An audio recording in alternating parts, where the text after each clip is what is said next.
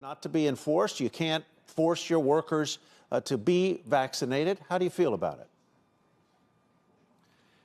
Believe it or not, Tyler, when a governor comes out and says you cannot vaccinate, ask your employees to be vaccinated, it kind of makes it easier on us when a governor does something like that. It's no different than if in New York the governor said everybody has to be vaccinated, because there is a labor shortage right now, and it's really difficult for us to have to make that decision. And some people feel so strongly about it. So I truly do not have a problem in Governor Abbott doing that, but I don't know that I would have a problem if another governor did it another way. Well, indeed, but I don't want him in my business. No, let me finish. Yeah, sure. Where I don't want him in my business is telling my consumer what to do, which they're doing in New York. Well, that's what I was going. That's where I was going to go. That's exactly where I was going to go. In New York, the governor and the mayor have said that indoor dining, you have to show a proof of vaccination, just like you do in most European countries today. Well, and I have a problem with that, because now you're getting into my pocket and you're making us be the vaccine police. And you see there's already been incidents in New York restaurants, and it's just really difficult to put us in the line of fire with the consumer who we depend on for the business.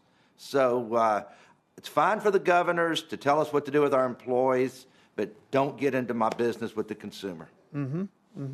That's an interesting distinction you make there. I mean, I see it. I see why. So let's talk about business and how it's coming back and where it is still a little bit soft. I would guess that it's coming back in most places across the country, but that one area that may be a little lagging is the events, the convention business, large parties, and so forth. Am I right on that? You're dead on, Tyler. You know, business is good, okay? And this is what gives me so much hope for 22 and 23 moving forward, is that all the conference and convention business is not back yet.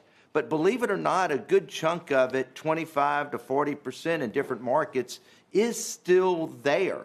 But as all these conferences and conventions start happening again in 22 and 23, our business is going to be really good, because that's a huge chunk of our high-end business that is basically only a portion of what it is right now. So we're really looking forward to it.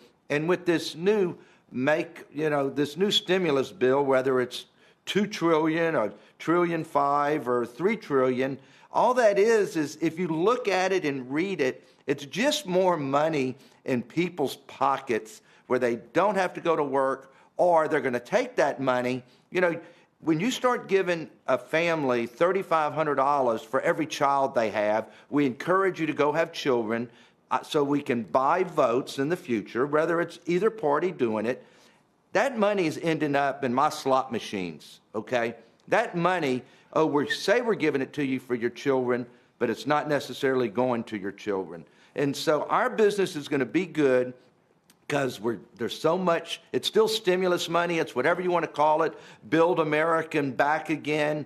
But it's money in our pockets, the retailers out there, and it's all retailers.